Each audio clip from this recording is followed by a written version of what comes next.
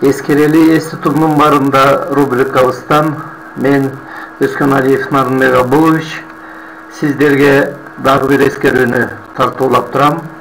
Бул жолу Ат Ташы районундагы азыркы Казыбек айылындагы мурдагы пограничник орто мектебинин мугалимдерин эскермекчибиз.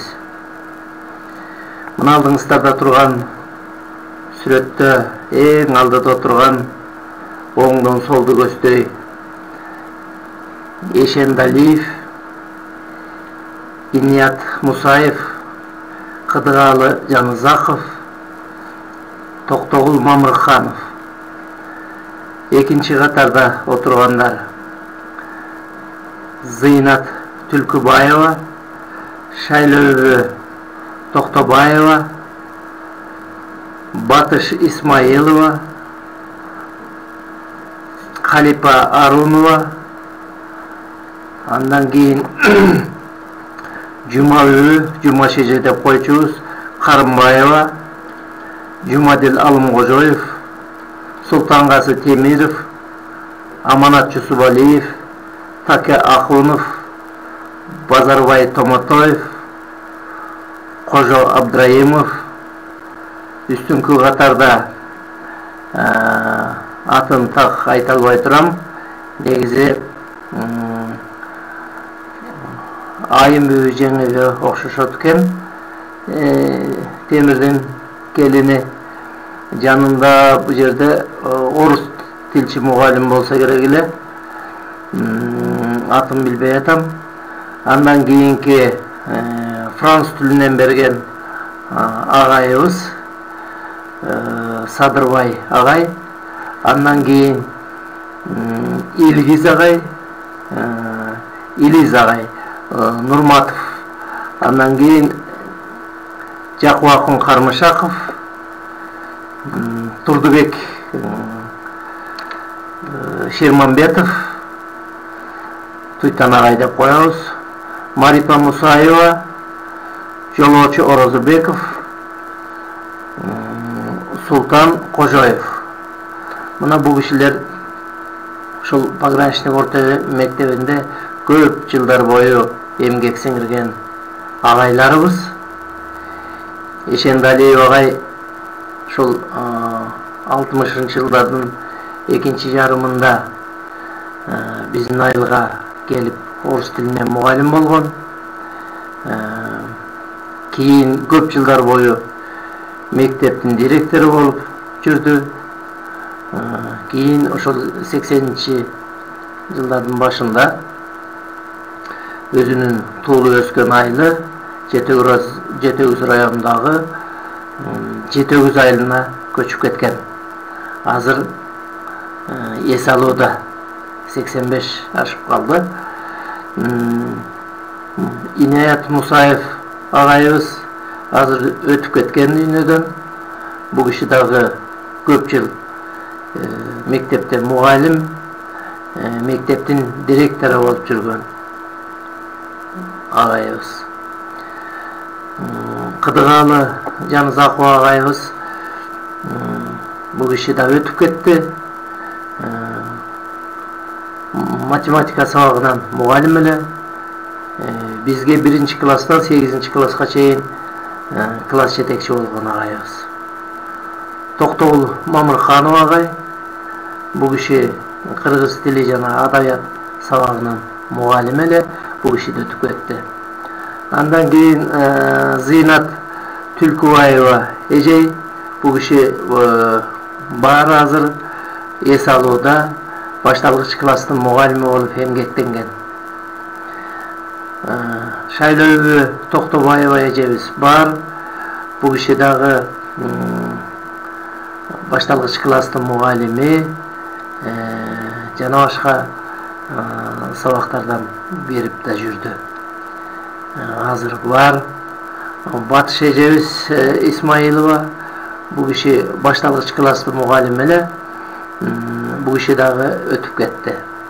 Ал эми Халипа Арунова эжебиз мына бул жерде ортодо турган Султангасы Темиров Байкебистин жубайы эле бул киши да өтүп кетти, физика сабагынын мугалими эле. Жумаш эжебиз Карымбаева Жумабүбү бул киши башталгыч класстын мугалими эле. Бул киши эртерээк өтүп кетти. Ушу 60-жылдардын ичинде эле. Жумадил Алымкожоева агайыбыз географиядан, астрономиядан берип жүрдү. Кийин окуу бөлүмүнүн башчысы, мектеп жетекчилигине чейин барып, эс алууда жүрүп кайтып кетти. Ал эми Султангасы агайыбыз Темиров бул киши негизи кесиби боюнча бул киши да филолог. Теги 60-жылдардын башында эле ошол окууну бүтүп келип, ошол Кызыл Туу пограничник айылдарында мектепте мугалим, ошондой эле администрацияда окуу бөлүмүнүн башчысы, директорлук кызматтарды өтөп жүрүп, кийин парторг болду Чарбада, пограничник колхозунун партиялык уюмунун секретары. Ошондон кийин эле ошол 72-жылдары Алматыдагы жогорку партиялык мектепти бүтүрүп келип, Ат башы райком партиясынын бөлүм башчысы болгондо дагы уюштуруу бөлүмүнүн башчысы болуп иштеп туруп, андан кийин райондук аткаруу комитетинин төрагасынын орун басары болуп иштеп жүрүп, ушул 83-жылы кайтып кетти бул киши. Жусупалиев Аманат агайыбыз болсо азыр бар. Бул киши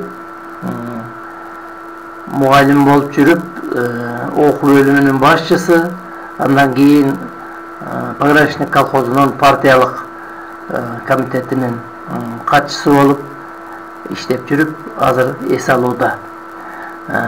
Таке Акымович агайыбыз тарых мугалиминен, тарых мугалими эле эң негизгиси бул киши коомдук ишмер катары Чарбада көп жыл иштеп, башкарма болуп, райкомдун секретары болуп, четки райондорго чейин чыгып барып келген киши. Кийин ушул өз мектебинде айылда тарых сабагынан мугалим, коом таануу тарых сабагынан, анан көп жыл мектепте директор болуп жүрүп, жакшы эс алууда жүрүп, бул киши да кайтып кетти. Базарбай Томотоев бул киши музыкант, өзү обончу, композитор, аткаруучу,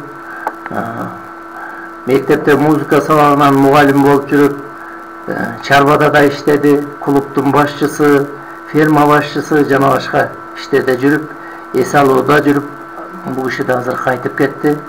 Кожо агайыбыз Абдырайымов бул киши математик мугалим эле, Кызыл Туудан келип иштечү. Бул кишинин жубайы дагы Сайнап эже дагы мугалим эле, башталгыч класстын мугалими. Ошо өтүп кетти. Ал эми үстүдөгүлөрдү тааныштырдым. Жакып Акын агайыбыз Кармышаков бул киши ушул биология сабагынан сабак берип, айрыкча ушул айылда райондук аймакта, областта белгилүү болгон зоо музейди уюштурган адам. Бул кишинин эмгеги аябай сиңген. Бул кишинин өтүп кеткенине дагы 2 жылча убакыт болуп калды. Бул тилекке каршы Илис агайыбыз дагы физрук ат башыдан келип, физрук эле бул киши дагы өтүп кетти. Туйтан агайыбыз Турдубек Шерманбетов география сабагынан, кол эмгек сабагынан сабак берген. Кийин Чарбада иштеп жүрүп, эс алууга чыгып, бул киши да кайтыш болду. Марипа Мусаева эжебиз тарых сабагынын мугалими эле, бул киши да кайтып кетти. Ал эми жолоочу Оралбеков агайыбыз Кызыл Туудан келип, көп жылдар бою ушул биздин айылда туруп, мектепте ушул эмгеги сиңди, аябагандай жакшы жагы менен, өтө билимди жакшы берген жагы менен окуучуларынын эсинде калды деп эсептейм. Химия сабагынын мугалими эле, бизде менин ушул 9-10 класстагы класс жетекчим. Кийин Кызыл Тууга барып, мектептин директору болуп көп жыл иштеп туруп, эс алууда жүрүп, бул иши да кайтып кетти. Ал эми Султан Кожоев агайыбыз бир чети мага тайке болот бул киши. Ушул мектепте биология сабагынан сабак берип жүрүп, кийин райондун борборуна жакын Акчар орто мектебинде көп жыл мугалим болуп жүрүп, мына ошол жерде кайтып кетти бул киши дагы. Мына ушул кишилердин билим берүүдөгү эмгектери зор. Бул сүрөт болжол менен карап көрсөм, бир 60-жылдын экинчи жарымында түшкөн өңдөнөт. Жаңы мектеп салына эле экен. Эски мектептин маңдайынан түшкөн экен. Могу арт жагындагы 2 этаж, 2 кабат клубус эле. Ал эми катарлаштырган ошол биздин мектептин экинчи бөлүгү, корпусу деп койсок болот. Мына ушул жерден түшкөн экен. Бул кишилердин эң жөнөкөйлүгү көрүп турасыздар. Эскерели эс тутумдун барында деп, мына ушул эмгеги сиңген адамдарды эскере жүрөлү.